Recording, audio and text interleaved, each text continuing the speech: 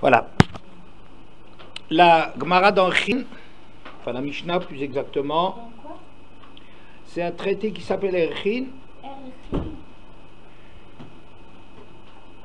Matzinu shelo nertam gzar din shel avoteinu al avoteinu bamidbar. Merci. Ela al leshon hara. Shenemar veinasu oti ze eser peamim ve gomer. On trouve que le sceau n'a été scellé, la décision n'a été scellée que les Bnei Israël ne rentreraient pas en Eretz que à propos du Lashon Hara, comme c'est marqué, et cette fois-ci, ça fait 10 fois qu'ils m'ont mis à l'épreuve. On aurait pu dire, ils m'ont mis 10 fois à l'épreuve, et c'est pour ça qu'ils ne rentrera pas en Eretz. Mais des zé, pour pointer que cette faute-là, c'est une faute excessivement grave, c'est celle du Lashon Hara qu'ils ont fait sur quoi? Oui, alors, Eretz Israël, c'est quoi exactement? Tanya, Amar Rabbi Elazar ben Parta, Rabbi Elazar ben Parta déclare, Bo uree kama gadol koach shel Lashon Hara. Rabbi Elazar ben Parta dit, viens et vois combien est fort le pouvoir du Lashon Hara, ou la force du Lashon Hara, minalan, imraglim. D'où ça? On voit ça des Bregalim. Uma motzi shemra al eitzim va avanim kar. Si déjà quelqu'un qui dit du mal sur des pierres et du bois a été puni tellement gravement, hamotzi shemra chavero alachat kama vekama, quelqu'un qui dit du mal sur un autre, sur une personne, combien plus? C'est Rabbi Elazar ben Parta qui dit ça dans une braïta. Il dit comme ça que tu vois comme c'est grave le Lashon Hara, puisque s'ils ont été tellement frappés sur un Lashon Hara qui ne concernait que du bois et des pierres, tu imagines comme c'est grave et comment on risque d'être puni quand on dit du Lashon Hara sur une personne. D'accord? Bien. Le premier Rashi de la parashat Shlach Lecha disait la chose suivante. Ah, peut-être quelqu'un saurait. Adina, quel était le premier Rashi de la parasha? Les Meraglim avec l'histoire de Myriam. Très bien. Et pourquoi? Parce qu'elle a dit du Lashon Hara, ils n'ont pas tiré le son. Très bien. Shlach lecha anashim, lama nismecha parashat meraglim le parashat Myriam. Rashi demande pourquoi donc a-t-on juxtaposé la parasha de Meraglim de la parasha de Midian? En vérité, les Meraglim étaient bien avant Myriam.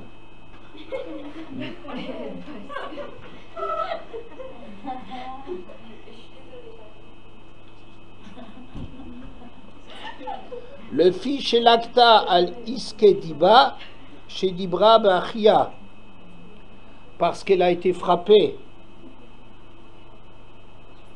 pour avoir dit du mal contre son frère.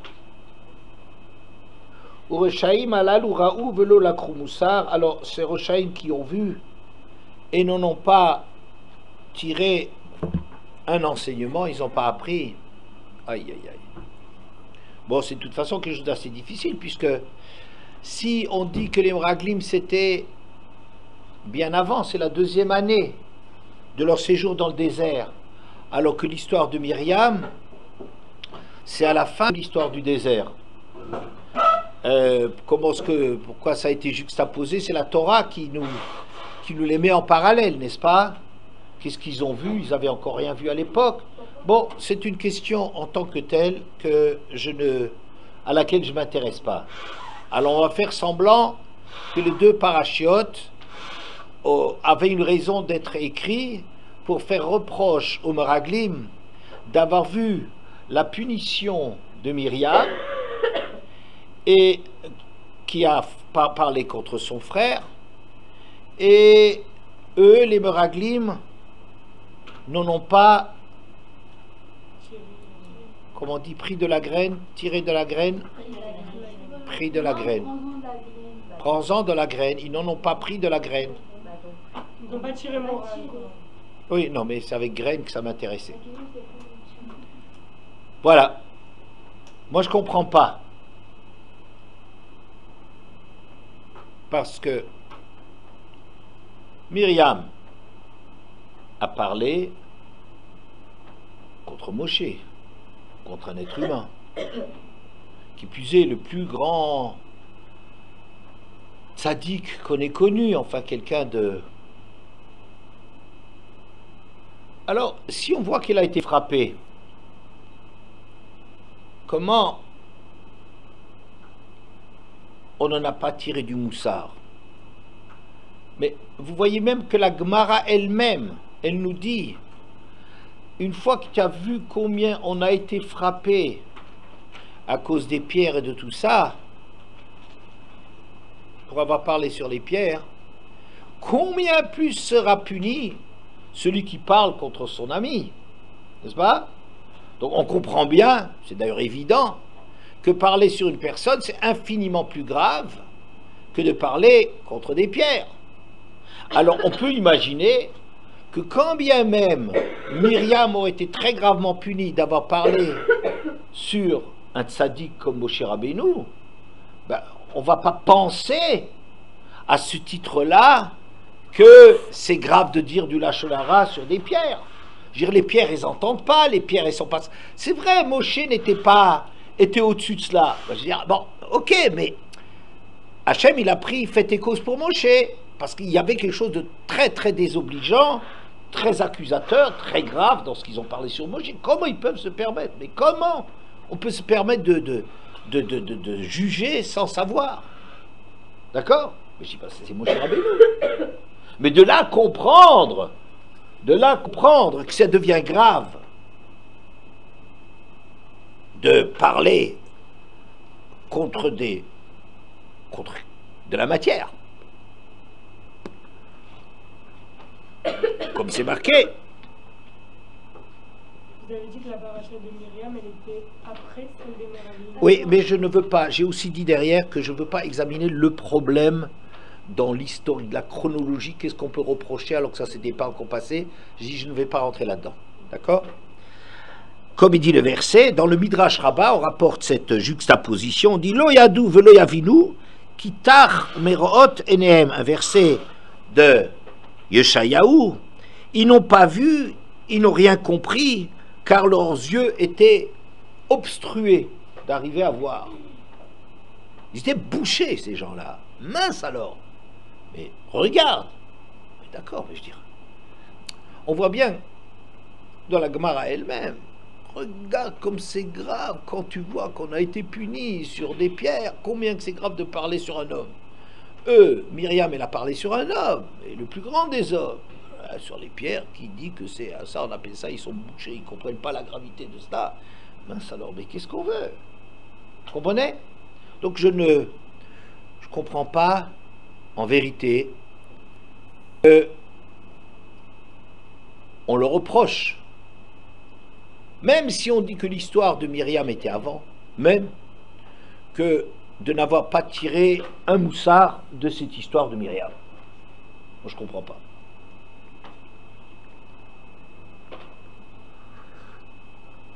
D'accord? Voilà. Il y a une Gemara dans Megillah Kafret.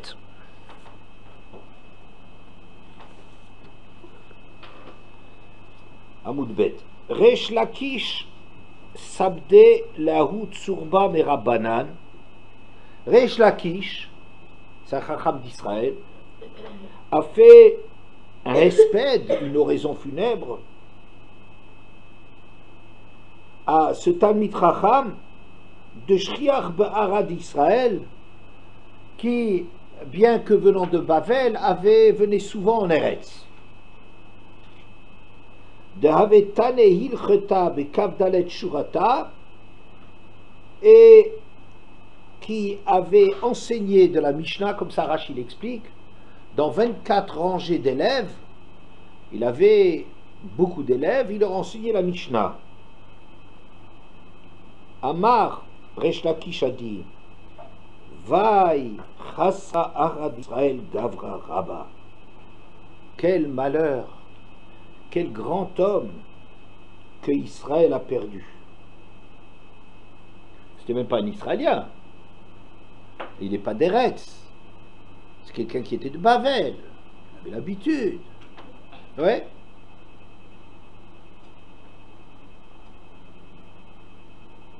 Haoud avait tané ilcheta, sifra sifre, tosefta, veshachim.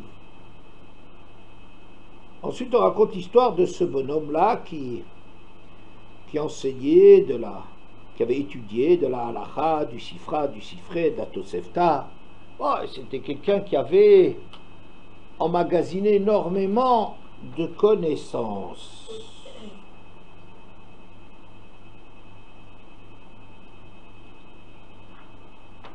À tout va rouler le Rav Nachman bar Yitzhak, l'ispédé mort. Alors ils sont venus trouver Rav Nachman bar Yitzhak, ils lui ont dit, si vous voulez monsieur, faites-lui l'espède.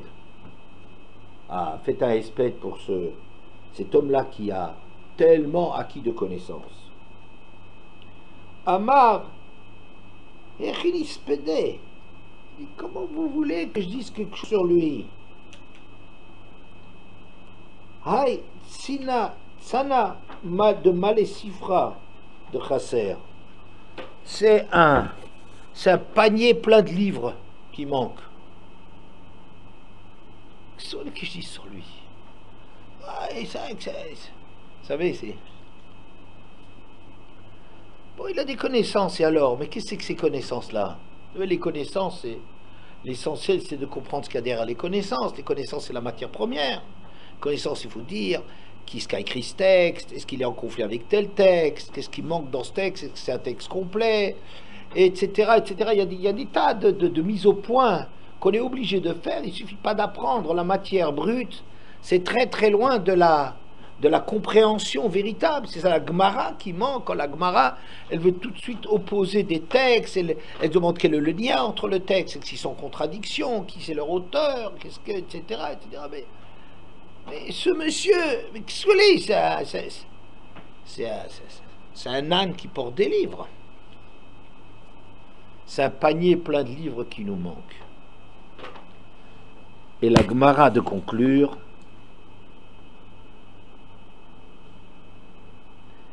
Tachaze ma bent kife de Arad Israël, le chassidé de Bovel. Viens voir la différence qu'il y a entre les violents d'Eretz et les chassides de Bavel. Voilà. Viens voir la différence qu'il y a entre les violents, les brutes d'Eretz Israël et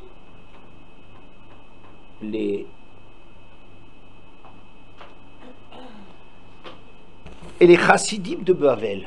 Pourquoi? Parce que Resh Lakish était connu comme quelqu'un d'extrêmement dur, violent. Resh Lakish, dans ses remarques sur les gens, il était parti avec deux grands talmidei chachamim pour voir comment est-ce que on rajoute un mois à l'année, comment est-ce qu'il faut. Et c'est une Gemara dans Sanhedrin Kavav. Et quand il voyait, c'est une année de Shemitah, et quand il voyait que ces deux talmidei chachamim, il voyait quelqu'un qui travaillait la terre le Shabbat, pas le Shabbat, pardon, la 7e année, ce qui est interdit. Alors Resh Lakish, il disait, mais attends, oh, qu'est-ce qui se passe? Il est en train de travailler la terre. Alors les deux talmidei chachamim, il lui disait, calme-toi, ça doit être quelqu'un il doit être engagé chez un goy, ça doit être une terre de goy, ou bien il doit le faire parce que parce que les Romains qui sont là, ils exigent tellement d'impôts qu'on a le droit, dans ce cas-là, de travailler la terre juste, pas pour nous, mais pour payer les impôts aux Romains. Et puis l'histoire s'est passée une deuxième fois. Et alors, eux, ils ont encore trouvé une excuse pour quelqu'un qui travaillait dans la vigne. Et lui dit, mais c'est insupportable, mais qu'est-ce que vous faites?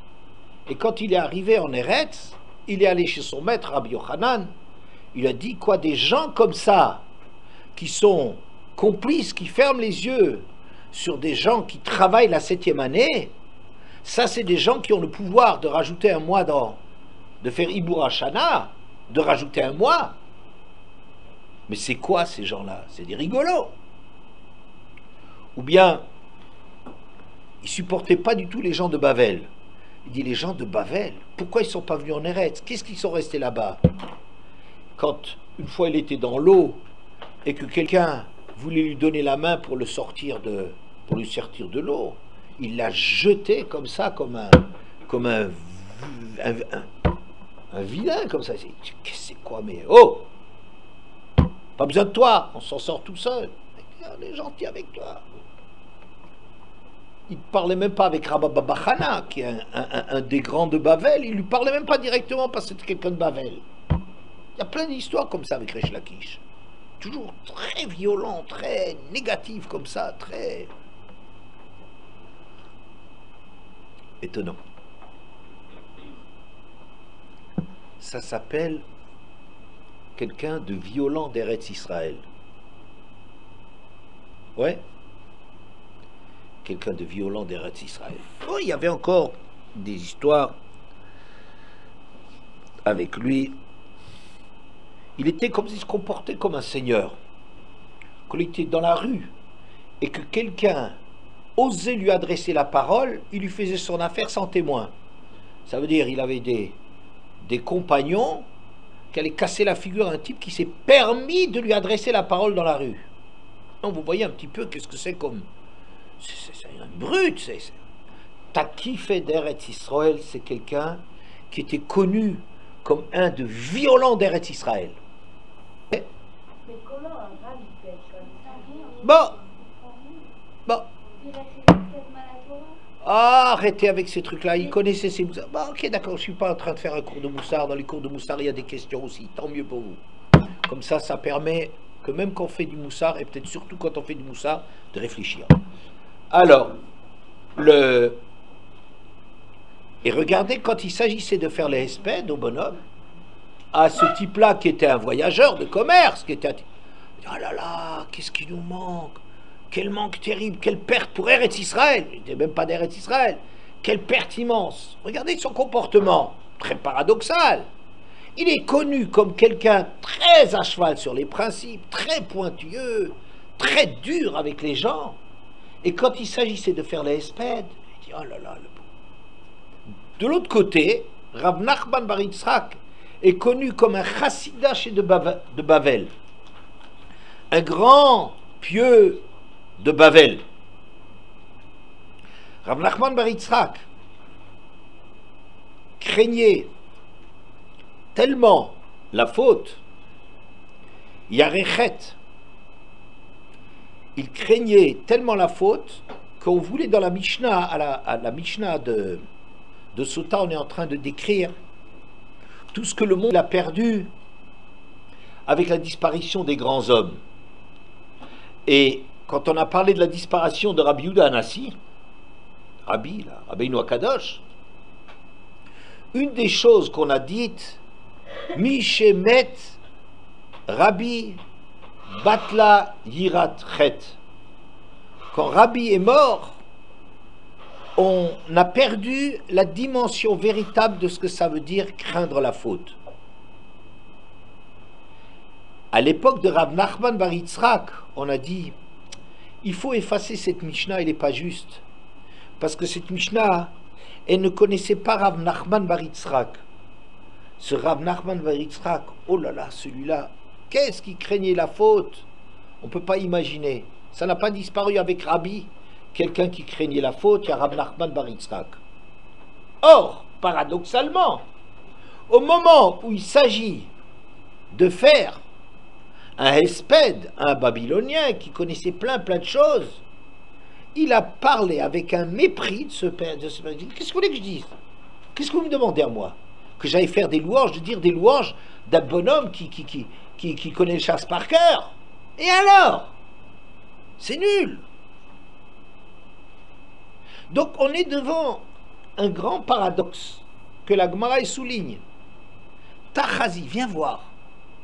Qu'est-ce qu'il y a entre les kiffés d'Eretz Israël, les violents d'Eretz, Resh Lakish, et Chassidé chez de Bavel, et les gens, les grands Chassidim de Bavel. Les violents d'Eretz, quand il s'agissait de faire un espède, ils le prenaient à cœur, ils parlaient beaucoup, ils parlaient plus gentiment que ce qu'ils étaient obligés de faire. Et ceux d'Eretz, ça c'est ceux d'Eretz. Et alors que ceux de Bavel, même les Chassidim,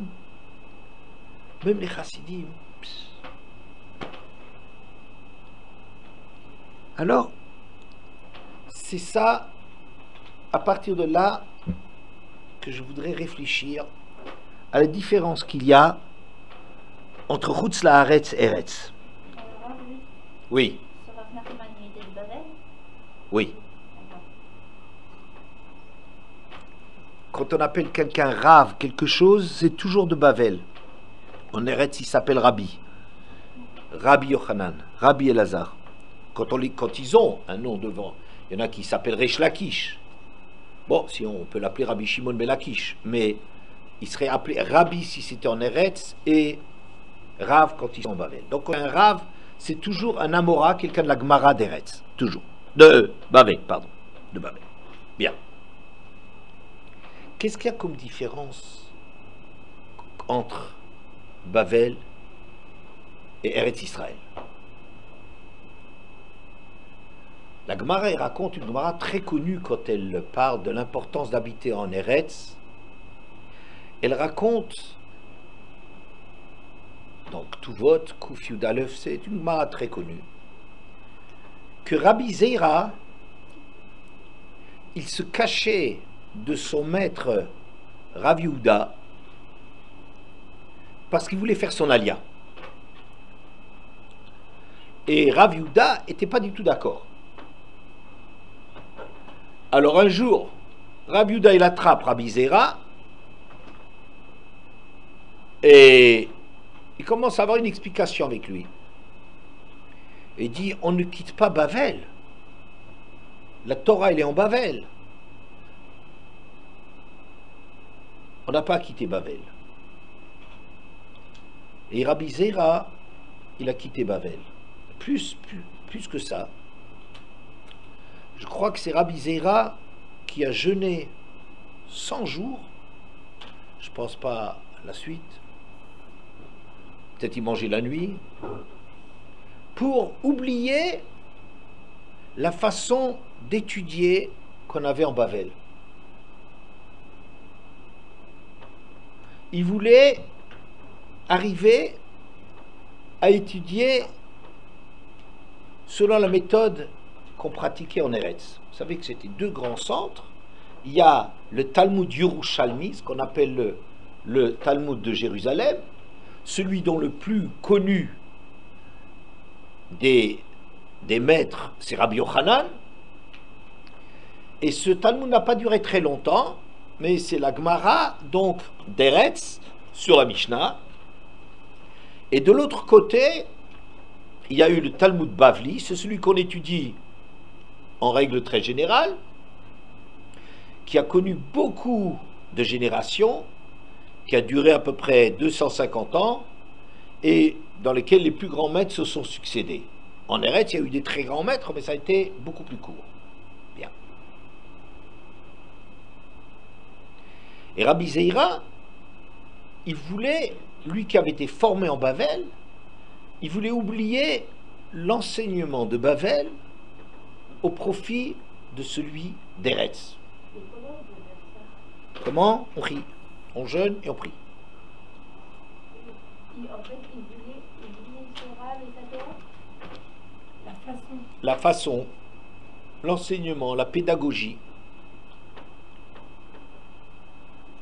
Shlosha sonim ze et ze, il y en a trois qui s'haïssent l'un l'autre. V'yeshomrim af talmidei chachamim shebebavel, même les talmidei chachamim de Bavel, ils se haïssent les uns les autres.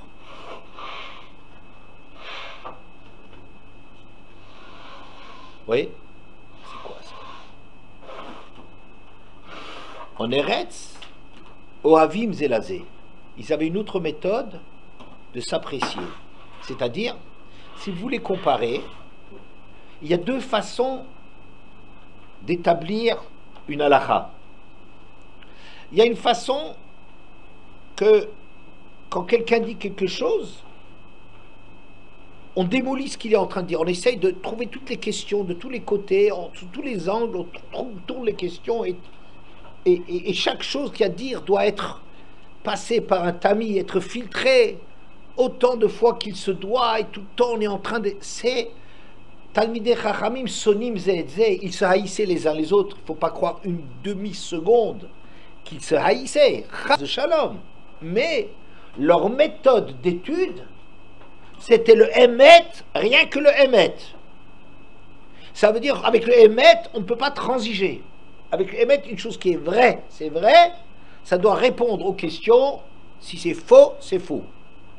En Eretz, c'était tout à fait différent, une autre ambiance. Quelle ambiance? C'est l'affection, on se stimule, on disait, ah c'est intéressant, regardez ce qui est de bon chez l'autre. Elle dit, ah c'est intéressant. Quand je fais une critique à quelqu'un, ouais, le Shla Kadosh il dit comme ça, Al tochachletz penisna eka ochea chacham ve'aveka. Un verset dans Michelet qui dit comme ça, ne fais pas de réprimande à quelqu'un qui se moque, penisna eka, de peur qu'il te haïsse. Ochea chacham, fais, explique-toi avec le chacham, ve'aveka, il t'aimera. Alors en général, on comprend cela dans le sens, ben, tu sais, il ne faut pas faire des réprimandes à tout le monde. Quand tu sais de quelqu'un qu'il refuse qu'on lui dise quelque chose, évite-le parce que ça donnera des résultats pires que ce qu'il y avait avant. En plus, il va t'haïr. Mais quelqu'un qui a chacham, à l'omed mikoladam, qui a un souci d'arriver à comprendre, d'arriver à s'améliorer, celui-là, ça vaut la peine de lui dire, parce que lui, il te sera reconnaissant. Il ne regardera pas que tu lui fais des critiques, que tu fais des restrictions, que tu émets des restrictions, mais il t'appréciera parce que tu lui permets d'avancer. Ouais. Le Shla Kadosh, il explique ça autrement. Le Shla Kadosh, il dit, quand tu fais de la tochacha, une mise au point, une explication avec quelqu'un, al tochachletz, il ne faut pas l'indisposer. Il faut faire attention que quand tu lui dis quelque chose, il faut savoir présenter les choses. Il ne faut pas faire de lui un let's, quelqu'un qui ne veut pas t'entendre. Si tu es en train de critiquer quelqu'un, ça donne en général un réflexe de qu'est-ce qu'il veut celui-là, il me remet en question, il n'a rien compris, pourquoi il ne m'admire pas, etc. Tu es en train de le braquer, n'est-ce pas? Quand tu fais la tochacha à quelqu'un, il ne faut pas le braquer. Il ne faut pas en faire un let's. Parce que là, il sera mal disposé par rapport à toi. Penis naïka. Mais quand tu fais la tochacha, adresse-toi à lui en faisant un chacham. En lui disant, par exemple, bah, un type tellement formidable, qu'est-ce qu'il a, que j'admire, que j'ai toujours aimé, oui, que tu dis des choses tellement intéressantes et tout. Et par le fait que vous en faites un chacham, un type intéressant, un type valable, il sera bien disposé, et alors on pourra glisser intelligemment. Ah, si ce petit point-là, il y a juste un truc qui me... Mais tellement bien ce que tu racontes, mais si tu... Vous voyez, on fait passer la réprimande dans une grande majorité de compliments. Donc vous voyez, c'est deux méthodes qui sont des méthodes très différentes. Il y a une méthode où on cherche le émet pour le émet et on ne peut pas transiger avec le émet. On ne peut pas commencer à appeler blanc, noir ou quelque chose de gris, on ne peut pas l'appeler blanc. Oui, ça c'est Sonim Zedze. On est opposé à l'autre, on ne peut pas supporter. Personnellement, on l'adore. Les Talmidei Chachamim de Bavel, ils s'aimaient autant qu'on s'aimait en Eretz. Mais leur méthode contre laquelle Rabbi Zera s'élevait, c'est cette espèce de façon de descendre quelqu'un pour arriver à trouver la vérité. Au lieu de stimuler, d'en dire du bien et de lui faire donner sa pleine mesure. Donc, je dis, c'est bien ce que tu dis. Et toi, tu es encouragé par cela. Tu vas dire encore mieux, et ça va me donner des idées, et ça va me stimuler à mon tour, etc., etc. Vous comprenez? Voilà. Mais pourquoi est-ce que Rabbi Zera, il veut partir? Ça, quand il veut partir, il veut oublier la méthode. Oui. Parce que bien qu'on n'avait pas le droit, et qu'on n'a pas le droit de monter par vague, par Olebechoma, de monter en nombre, mais individuellement, Rabbi Zera, il pense qu'il y a une dimension en Eretz qui n'existe pas en Bavel. En Bavel, il y a la Torah, Torah Emet. Oui. Pardon? Pardon?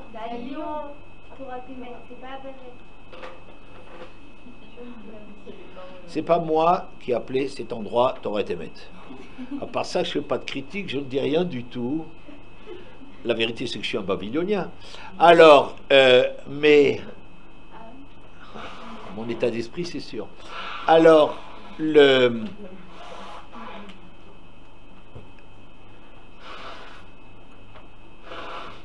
chacun appelle ses endroits d'après des choses qui lui parlent. Oui. Torah Emet, ça veut dire que ce que je veux, c'est la vérité, rien que la vérité, sans compromis.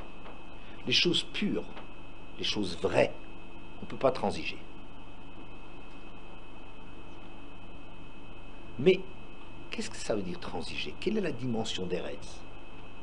Vous savez peut-être qu'un guerre, un converti, pendant un certain temps, tant qu'il n'est pas perdu dans la masse des Juifs, il y a des dimensions qu'il ne possède pas. Il y a des droits auxquels il a accès. Il est un Juif à 100%, n'est-ce pas? Tous les dynimes de Juifs, il l'a, mais il y a certaines, de juger certaines affaires, il ne peut pas. Vous savez pourquoi? Pourquoi vous croyez qu'on ne peut pas, un guerre, on ne peut pas lui donner bien, qu'on est très très bien disposé envers les guérim? Le Rambam il dit, par rapport à un juif, j'ai une mitzvah d'Avat Israël. Par rapport à un guerre, j'en ai deux. Avat Israël, parce que c'est Israël, et Avat Haguer. Ouais. Donc, il n'y a rien qui manque dans l'admiration et dans le respect qu'on a envers les convertis, mais il y a des choses qui ne leur sont pas accordées. Vous savez pourquoi? Parce que ils n'ont pas encore été achetés. Ils ont encore un recul d'étrangers. Ah, ils ont compris la grandeur de la Torah. Ah, ils admirent énormément le peuple juif puisqu'ils veulent rentrer dans ce peuple. Mais ils n'ont pas encore la patine, le vernis, un feeling. Il leur manque. Parce qu'ils n'ont pas encore vécu là-dedans. Vous savez qu'est-ce que c'est ce feeling? C'est que quand on a des enfants, par exemple, on n'est pas en train de les critiquer comme ça. On est toujours en train d'avoir un regard affectueux, un regard de les défendre. C'est notre chair, c'est notre proximité. Oui? On est en train de on n'est pas impartial. On a comme ça une courva, une proximité, une affection qui fait qu'on ne dit pas les choses brutalement. Parce que on se rend toujours compte, oui, il y a la vérité, mais à côté de ça, c'est les enfants. Un guerre, par exemple, dans le camp, il n'a pas sa place dans le camp. Il a une place à l'extérieur du camp. C'est-à-dire, c'est un homme qui a fait la démarche d'Avraham Avinu. Ouais, une démarche que si elle est sincère, elle est extraordinaire. Elle nous met en question. Il est capable de nous mettre en question dans notre Yiddishkeit qui est parfois un peu embourgeoisé, relâché. Oui. Mais c'est pas encore quelqu'un, hein. C'est pas encore quelqu'un de l'intérieur. Et il est encore à l'extérieur du camp. Et au fur et à mesure des mariages, il va progressivement rentrer à l'intérieur du clan d'Israël. Comme si on dit, il faut pas, c'est seulement pas question de carte d'identité. Où est-ce qu'on le classe? Non, juif il est. Mais être juif, c'est autre chose. Je pense que c'est le pshat de ce qu'on dit qu'un minhag, c'est plus important qu'une halakha. C'est étonnant, qu'est-ce que ça, minhag? Plus important qu'une halakha. Un minhag, en vérité, c'est pas n'importe quelle coutume qu'on a de je sais pas, quand on part en voyage, on court derrière, on jette des bouteilles d'eau sur la voiture, ou je sais pas, comme chez nous en Algérie, où on jetait de la salade par les fenêtres. Enfin, toutes des histoires que j'ai entendues. C'est les Ashkénazes n'écoutent pas, ils n'ont pas le droit d'écouter. Et il y avait des choses qu'on fait qui sont... c'est pas minag. C'est peut-être une chose qu'on a l'habitude. C'est peut-être quelque chose qui s'appelle la hada. Mais c'est pas vraiment ça, un minag. Un minag, c'est quoi? C'est quand il y a beaucoup de chachamim qui discutent sur un sujet et qu'il y a, la halakha va être d'après la majorité. Et dans un endroit, on a adopté une position de la minorité comme halakha. Ça veut dire, c'est quelque chose, yesh lahem al malismor. Ils ont de quoi s'appuyer. On n'aurait pas fait la halakha comme ça. Dans les autres endroits, on ne fait pas la halakha comme ça. Mais étant donné qu'il y a quand même un smar, on s'appuie sur quelque chose, et qu'on s'est habitué à agir de cette façon-là, il y a quelque chose qui est plus important que la halakha. La halakha, ce serait la vérité vraie, si l'on veut. Hein. Ce qu'on arrive à trouver comme vérité la plus juste sur le sujet, ce serait la halakha. Mais il y a quelque chose d'autre qui s'appelle le minhag, c'est-à-dire le vécu qu'on a adopté. Ça veut dire, je dis le minhag est très très très important parce que c'est la tsoura du clan Israël. La tsoura du clan Israël, c'est-à-dire que ça donne la forme du clan Israël. Il n'y a pas que la vérité, il y a aussi le côté vécu, l'habitude, le fait qu'on a toujours fait comme ça. Quand on fait ce que les parents y font, ça ne veut pas toujours dire que les parents ont toujours opté pour ce qui est le plus juste. Mais s'il y a quelque chose de juste dans l'attitude des parents, alors on continuera. Pourquoi? Parce que ça nous a marqué. Si ce n'est pas un mensonge, si ce n'est pas une erreur, si ce n'est pas une stupidité, il y a quelque chose parce que nous on se reconnaît là-dedans, parce qu'on ne vient pas nulle part. On est les enfants d'une famille, on tient d'une région, on est les habitants d'une ville, c'est-à-dire on est partie prenante dans une façon de se comporter qui a modelé notre sensibilité. Vous voyez, je mets en regard la halakha qui est la vérité la plus véridique qu'on arriverait à avoir. Et parfois, quand dans certaines régions, on va dire c'est comme ça qu'on fait, eh bien c'est comme ça qu'on fait, il est important. Hein? On va dire, vous savez, au Maroc, on dit, moi j'entends souvent, on dit, ah, au Maroc, chez nous, à Pessah, on prenait juste des dattes, et il n'y avait même pas de sucre, on prenait des dattes, et on n'avait rien dans le commerce. Ou chez nous, à la maison, on était dans un endroit dans lequel il n'y avait pas de magasin kasher, donc on faisait venir les choses de Strasbourg, il y avait quelques trucs. Mais à Pessah, qu'est-ce qu'on avait? Des pommes de terre, des betteraves et des carottes, c'est tout ce qu'on avait, ça se limite. Mais en vérité, on peut dire, mais maintenant, tu vas au supermarché, t'as tout. Et il y a tout, mais tu perds ton âme. Parce que la sensibilité marocaine que Pessah, ça veut dire telle et telle chose, eh ben ça signifie quelque chose pour nous. Et on fait un effort comme ça, et pas tout le monde l'accepte, Mais pour nous, c'est important, parce que c'est comme ça qu'on a cette sensibilité. Et si nous, on dit, mais pour nous, Pessah, tu sais, il y a presque rien à manger, on peut rien manger, c'est pas grave, c'est ça Pessah, et ça veut dire quelque chose, ça nous a formés, ça nous a forgés, c'est pas une halakha abstraite. Vous comprenez? Ce qu'il voulait Rabbi Zera, quand il voulait aller en Eretz, qu'est-ce qu'il voulait? Eh bien, il voulait s'inscrire dans un vécu. Bavel, ce qu'il y avait en Bavel, c'est la Torah qui les fait tenir. Et c'est quelque chose d'une dimension exceptionnelle. Exceptionnelle. La Torah de Bavel, c'est la plus grande Torah qu'il y a. De ce point de vue-là, c'est interdit de quitter Bavel, dit Rav Yehuda. Parce que tu ne peux pas renoncer à l'endroit des plus grandes yeshivot. Rabbi Zera, il sentait les choses autrement. Il sentait que il y a une autre approche, il y a un geschmack, un goût dans les choses. Les choses ont aussi du goût, c'est aussi important d'avoir les goûts. Il n'y a pas que la vérité qui nous marque. Oui, voilà. Alors, je dirais dans l'histoire de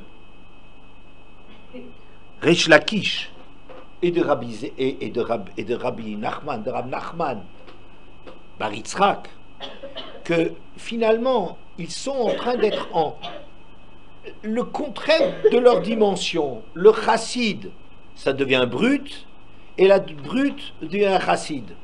Ouais. Alors, je dirais que Reish Lakish, et peut-être quelqu'un, c'était un chef de bande, hein. Vous savez que c'était un bandit, Reish Lakish. Ouais. C'est un homme qui était très dur, qui savait manier le couteau. C'était un homme qui ne se laissait pas faire. C'est un homme très violent, oui. Il connaissait exactement. Mais ça devient du sucre dès qu'on parle de parler d'un maître. Vous savez, Gdola, Achnasat, Kala, Ulveyat Amet, Yoter Mitalmud Torah. Le fait d'accompagner un mort, ou le fait d'aider une Kala à se marier, c'est plus important même que l'étude de la Torah. Pourquoi? Parce que c'est une sensibilité par rapport à des problèmes humains qu'on doit acquérir. Et la Torah, quand c'est que de la Torah de l'étude, et que c'est la vérité qui est le seul critère, ça devient quelque chose qui risque d'être sec, et qui n'est pas, ça ne rentre pas dans le mina. On n'est pas acheté, on est pur, pur et dur. C'est l'histoire de Rabbi Elazar ben Rabbi Shimon. Ma c'est Rabbi Elazar ben Rabbi Shimon chez la Mad Torah Arbé. Il avait étudié beaucoup de Torah. Et il sort de la yeshiva et il voit, tout le monde connaît cette histoire, qu'est-ce qu'il voit? Un bossu, un moche, ouais. Et qu'est-ce qu'il lui dit? Oh, quel bossu, qu'est-ce que t'es moche. Comment? Est-ce qu'ils sont tous chez toi comme ça? Je ne me souviens plus des détails, oui. Oui. Et qu'est-ce qu'il lui a dit? Dis-moi ça, va réclamer à mon créateur. Alors Rabbi Elazar ben Shimon, qui entend ça, fait la remarque au créateur, qui m'a crié. Ouah, il a attrapé une claque dans la figure. Il dit, pardonne-moi. Il dit, pardonne rien du tout. Pardonne rien. Et Rabbi Elazar, Rabbi Shimon, il court derrière, il dit, Mechila, vraiment j'ai parlé bêtement, j'ai pas réfléchi une seconde, j'ai touché ton kavod. Et l'autre, il continuait, il allait avec son âne, et il continuait son chemin, il faisait pas attention, il me courait derrière, il me pleurait, il dit, pardonne-moi, vraiment c'est grave ce que j'ai fait, je me rends compte c'est tellement grave. Il est arrivé à une ville, et tous les gens de la ville sortaient. Ah, ils sont sortis. Alors, pour qui? Pour Rabbi Elazar, le fils de Rabbi Shimon Bar Yochai, ceux qui étaient dans la caverne, ouais. C'était lui. Alors, le bossu lui a dit, c'est pour celui-là que vous sortez? Il a fait l'archouma de sa vie. Vous comprenez? Voilà. Ça remet les choses en question. Tu fais, bon, il lui a rendu, il a eu bien il a eu son truc, quoi. Il a frappé quelqu'un, il a touché quelqu'un, profondément, il a vexé profondément, eh bien, lui, on lui a rendu ça comme il fallait. Ce qui m'a intéressé dans cette histoire, c'est Masse Rabbi Elazar, Rabbi Shimon Shelamad Torah Harbe. C'est l'introduction. Voici l'histoire de Rabbi Elazar, Rabbi Shimon, qui avait étudié beaucoup de Torah et que, qu'est-ce qu'on commence à nous dire? Qu'est-ce qu'il avait mangé au petit déjeuner? De toute façon, je suis sûr qu'il étudiait tout le temps. Hein? On n'a pas besoin de lui dire, voilà l'histoire quand il avait étudié beaucoup de Torah. Mais je crois plutôt qu'on veut mettre le doigt que quand tu étudies beaucoup de Torah, la Torah elle a comme critère d'appeler un bossu. Et un type qui est laid, on dit qu'il est moche. Vous comprenez? On appelle un chat un chat. C'est l'art, la Torah, c'est ce qui met en nous, qui fait grandir l'exigence de critique, de vérité. Et quand, à force d'avoir étudié beaucoup de Torah, le tort qu'il a fait, c'est que quand il rentre dans la vie, il n'a pas... Il a oublié. Alors, Reish Lakish, c'est un super, un dur, mais c'est un homme, c'est un takif de Eretz Israël, c'est un homme qui était dans la vie, c'est un homme qui dit... Alors quand il touche des problèmes de Hesped, d'un mort, d'une Kala et tout ça, il sait mettre de côté son limoud parce qu'il comprend que humainement parlant, il y a des choses qui sont essentielles. Vous voyez? Alors que Rav Nachman bar Yitzhak est connu comme un chassid de Bavel, ouais, mais en Bavel, c'est la Torah. Ils ont que la Torah, ils n'ont pas le vécu. Ils ne sont pas en Eretz, ils sont que dans le vécu. Alors le vécu, c'est quelque chose de brutal. J'appelle un bossu.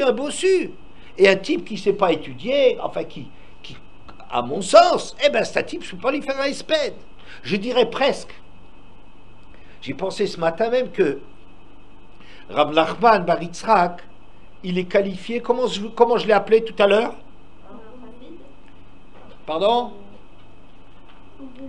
Quelle était sa qualité? Hein, j'entends un peu? Il craint la faute, Yurechet. Je dirais peut-être, c'est ça sa grandeur, qu'il était tellement grand qu'il arrivait à se mesurer avec la crainte de la faute de Rabbeinu Akadosh. Je dirais peut-être c'est ça qu'ils appellent en Bavel. Yarechet, avoir peur de la faute. Ça veut dire que j'ai pas le droit. Mais de quel droit? Quoi? Chas de Shalom, je sors un mot qui n'est pas la vérité. Chas de Shalom, que je suis en train de dire une chose que je ne pense pas, que je pense qui est fausse. C'est la mida qu'il avait. Oui, la mida qu'il avait, elle l'empêchait de toute cette mida de craindre la faute, de dire une chose qui n'est pas vraie. Chas de Shalom, il a toujours lutté pour exprimer les choses qu'il connaissait. Et je pense que c'est ça, ce qui s'appelle que Avira d'Eretz Israël Markima, que l'air d'Eretz Israël Sarochacham. Sarochacham comment? Peut-être que c'est ça. C'est-à-dire que c'est un vécu qui arrive à faire grandir en nous le fait qu'on s'inscrit aussi dans la vie. Il n'y a pas que le monde des idées, il y a aussi le monde du vécu. Et Eretz Israël, c'est le monde du vécu. Voilà. Pour en revenir maintenant à notre histoire du début. J'ai dit que j'avais une grosse difficulté, que comment se fait-il que on reproche au Meraglim d'avoir parlé contre du bois, contre des pierres, et de ne pas avoir appris de Moshe Rabbeinu. Et j'ai dit, attends, parler de Moshe Rabbeinu, c'est une chose. C'est dire quelque chose de faux, dire quelque chose d'extrêmement grave. N'est-ce pas? Qu'est-ce qu'on leur reproche? Tach enem merot. Tach merot enem, que leurs yeux ils sont obscurcis, obturés, bouchés d'arriver à voir. Qu'est-ce que tu leur veux, le Midrash? Qu'est-ce qu'il leur veut? Qu'est-ce qu'il leur veut? Est-ce qu'on va comprendre parce qu'on a été puni d'avoir parlé à Moshe Rabbeinu? On va être puni parce qu'après on n'a pas pris la leçon et qu'on parle sur le bois, mais parler sur le bois c'est parler sur personne qui est sensible. c'est faire du tort à personne. Alors vous pourrez dire oui, alors ça veut dire on apprend que on ne doit jamais dire quelque chose de désobligeant. On peut faire un moussa comme ça, facile, vous comprenez? Là, tu apprends qu'il ne faut jamais dire quelque chose de désobligeant. Hein? Le lashon hara, c'est dire quelque chose de désobligeant. Bon, je veux dire, ça c'est... On n'a pas besoin de Myriam pour voir un truc pareil. Mais je pense qu'ici, il y a quelque chose de plus... Il y a quelque chose d'important. C'est sûr que de parler, de dire du mal d'un pays, c'est beaucoup, beaucoup moins que de dire du mal d'un homme. Et si on est puni pour avoir dit du mal d'Eretz, combien plus on est puni de parler du mal d'un homme? C'est certain, c'est certain. Mais pourquoi c'est très grave d'avoir parlé du mal du pays? Parce que la dimension du pays, c'est d'être chez soi, d'avoir un chez moi, d'avoir une famille, d'avoir construit quelque chose de moi. Dans la vie, on ne nous demande pas toujours d'être objectif. Il y a quelque chose d'extraordinaire, il me semble, dans la composition d'un tribunal qui peut condamner à mort. Il y a combien de juges? Un tribunal qui peut condamner à mort, d'après la Torah, est composé de... Non, pas 70. 23. De 23. Et on sait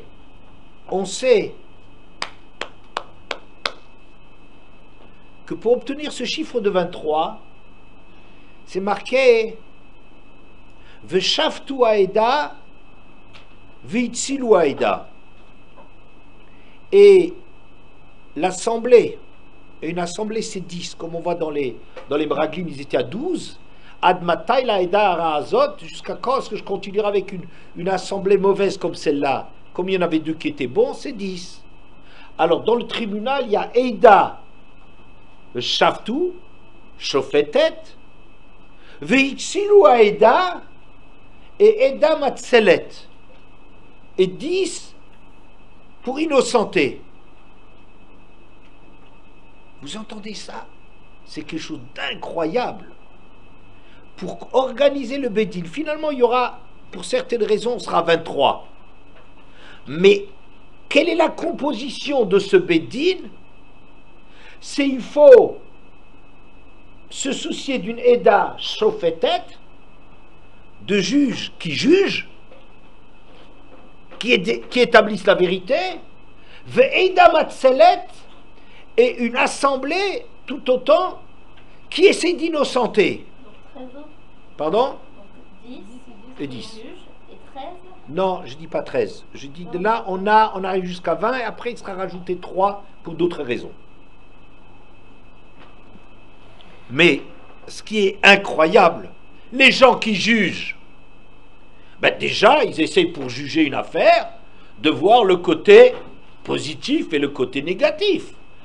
De voir les preuves de l'accusation et les contre-preuves. C'est ça qui... Eda Shofetet, juger, ça veut dire prendre tous les éléments qui établissent la vérité de cette affaire. Qu'est-ce qui s'est passé? Vous êtes d'accord? Ça s'appelle Eda Shofetet. Shofetet, ça ne veut pas dire condamner. C'est pas 10 pour condamner. C'est 10 pour juger. Mais quand tu juges, tu regardes déjà le bien et le mal. Donc qu'est-ce qu'on est en train de nous dire? En plus qu'il faut que la moitié du tribunal il soit là pour juger, donc il regarde le positif et le négatif, il faut à côté de ça la même préoccupation de la Hatsil, de sauver. C'est un truc incroyable. Il faut une préoccupation, je ne veux pas condamner. Quand tu es en train de juger, bon, quand tu juges, il faut que tu trouves la vérité. C'est la moitié de tes préoccupations quand tu es en train de condamner à mort, de savoir qu'est-ce qui s'est passé. Il a été B'chalel Shabbat ou pas? C'est très très très important. Mais à côté de ça, il y a une préoccupation tout aussi importante d'arriver absolument à trouver toutes les façons possibles et imaginables d'innocenter le bonhomme. Vous entendez, c'est quelque chose d'incroyable. Que là où on est en train de juger, on dit un tribunal c'est pour juger. Non. Un tribunal juif, il est fait pour juger et pour trouver à ne pas condamner. Mais attends, mais quand tu juges, tu regardes déjà s'il mérite ou pas. Il faut faire attention, c'est un moment, quand on est en train de juger, un moment dans lequel, à côté de la préoccupation d'établir les faits, positifs ou négatifs, il faut une préoccupation tout aussi grande de dire, d'avoir conscience, on n'est pas en train de juger, on n'est pas en train de tuer quelqu'un, on n'a pas le droit, c'est un vrai problème. Il faut trouver les raisons pour le lit. Il faut absolument trouver toutes les raisons possibles et imaginables. Dire, ah, peut-être que là où il a porté le coup, il avait déjà une maladie mortelle.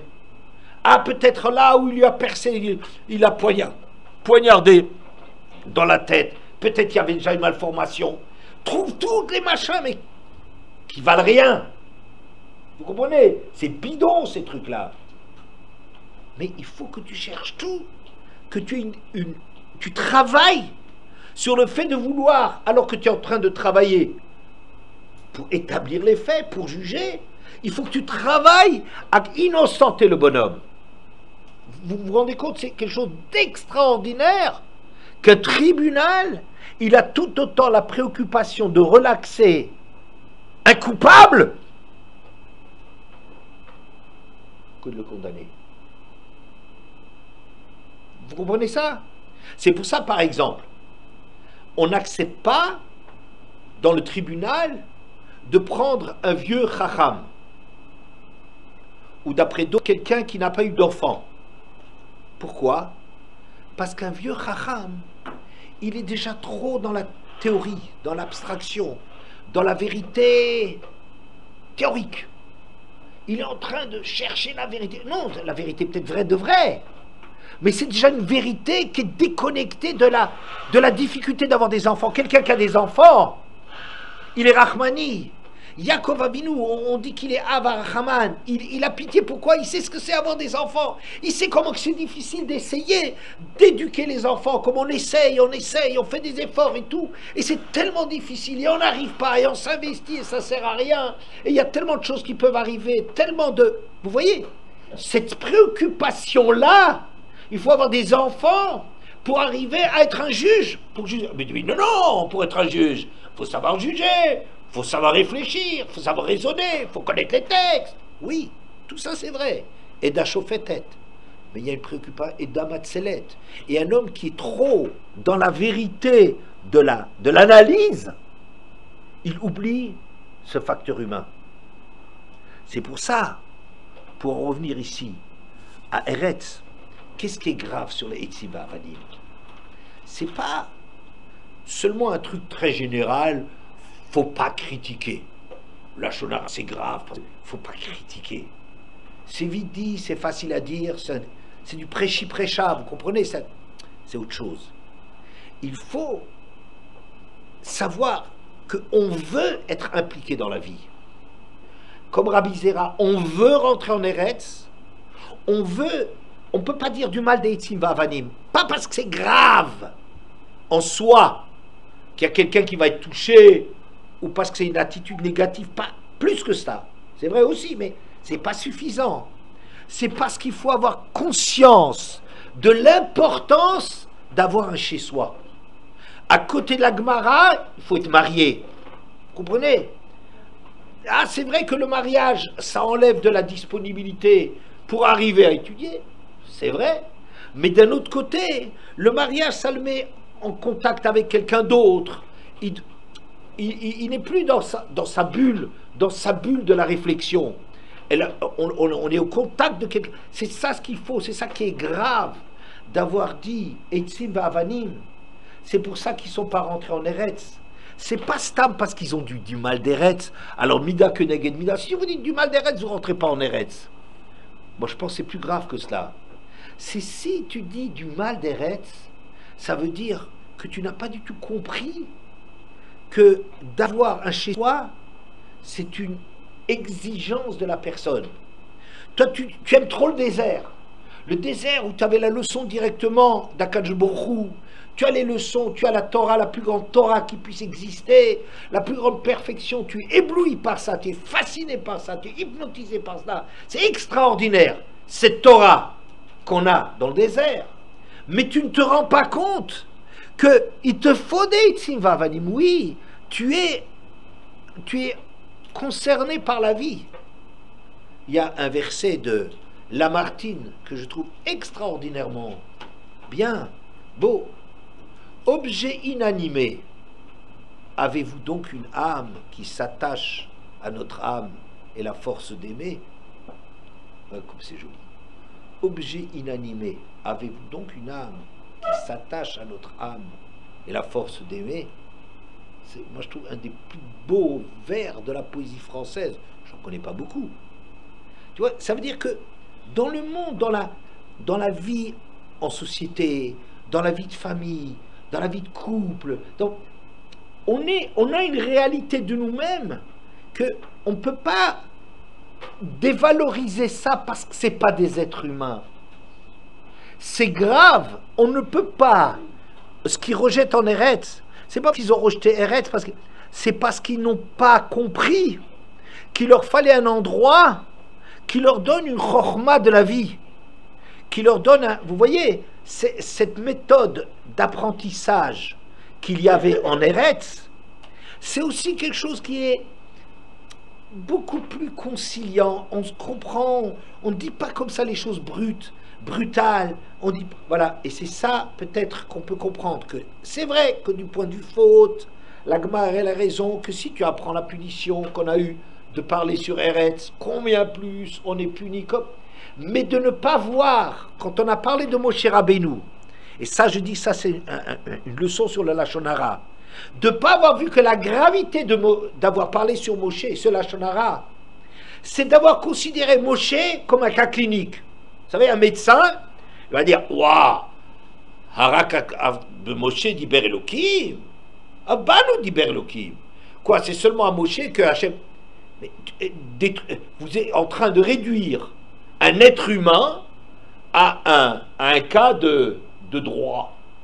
Pourquoi Moshe il se sépare de sa femme? Les intentions étaient formidables hein, de Myriam, hein, faut pas croire. Mais tu ne te rends pas compte que tu en fais un objet, un cas juridique. Quoi? C'est moi Moshe qu'Hachem il a parlé, alors ça y est, il se retire de sa femme, il vit plus avec sa femme, il faisait pour défendre la femme.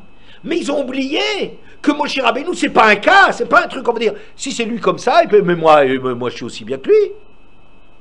Même si tu as l'intention du bien, le Lashon Hara qui a la gravité du Lashon Hara, c'est que quelque part, quand tu parles sur quelqu'un, tu es en train de le réduire à des faits. Voilà ce que j'ai vu sur lui, voilà ce qu'il a fait, voilà ce que, etc. Ce qu'on peut lui reprocher, c'est d'avoir enlevé tout le côté vécu, d'avoir oublié le côté vécu, qui fait qu'une personne, on ne peut pas la réduire. Il y a toujours à côté d'une Eda chauffée-tête, toujours il doit y avoir une Eda Matzelet. Et c'est ça la faute des Meraglim, de ne pas avoir compris qu'il y a une intelligence de la vie que Eretz devait leur apporter, et même s'ils avaient la perfection de la vérité dans le désert, mais il y a une autre perfection globale qui s'appelle être dans un cadre vécu. Voilà.